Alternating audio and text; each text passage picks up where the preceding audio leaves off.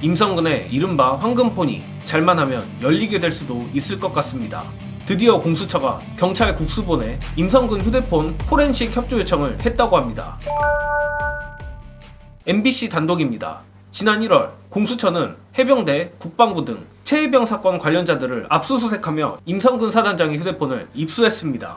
하지만 5달 넘게 임성근의 폰을 열지 못했는데 임성근이 한뚜껑이한테 배운 모양인지 비번을 복잡하게 설정한 탓이라고 합니다.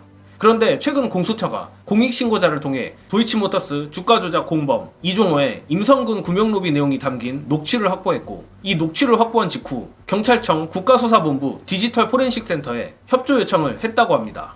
솔직한 마음으로는 공수처가 왜 이제서야 임성근의 폰을 포렌식하는지 답답하기는 하지만, 어찌 보면 그나마 공익제보자의 제보가 있었기에 포렌식 협조 요청이 지금이라도 가능했던 게 아닌가 싶습니다. 이에 대해선 영상 뒷부분에서 더 자세히 말씀드리겠지만, 현재 공수처 내부가 윤두창 라인에 상당히 잠식당한 상태인 것 같고 뭔가 수사에 진도를 빼기가 어려운 상태 같습니다. 그런 와중 임성근 구명로비 녹취 덕에 여러 압박에도 불구하고 공수처가 임성근의 폰을 털어볼 만한 명분이 생긴 것으로 보입니다. 다만 어디까지나 이는 협조 요청이므로 경찰청 국수본이 공수처의 요청을 수락해야 임성근의 폰을 털 수 있는데, 최근 경북경찰청의 황당한 수사 결과 발표 꼬라지를 보면 저 썩어빠진 경찰 외양견들이 여론의 눈치조차 안 살피고 공수처의 요청을 거부하지는 않을까 걱정이 드는 게 사실입니다. 그런데 이보다는 보다 확실하게 희망적인 다른 소식도 있습니다. 바로 박정훈 대령 항명사건 재판을 하는 군사법원에서 임성근의 휴대폰 통화 내역 조회를 허가했다고 합니다. 기간은 최혜병이 순직한 작년 7월 19일부터 9월 2일까지 사식 6일간의 기록을 조회할 수 있다고 하며, 이는 공수처의 포렌식 요청과는 달리 확정적인 것이라 분명 새로운 스모킹건이 나오지 않을까 기대해봐도 될 것 같습니다. 정말 박정훈 대령의 재판에서 최혜병 사건의 판을 뒤집는 스모킹건들이 많이 나오고 있는데, 오늘 전해드린 공수처의 포렌식 요청건 관련해서도 좋은 소식이 있었으면 좋겠습니다. 그러나 앞서 말했듯 공수처 내부 상태가 상당히 좋지 않은 것 같습니다. 이미 알고 있는 분들도 많이 계시겠지만, 바로 도이치 주가조작 공범 이종호 내지는 윤두창, 김건희 세력 뿌락치들이 공수처 내부에 암약하고 있었던 것이 아닌가 의심될 만한 사건이 오늘 폭로됐습니다.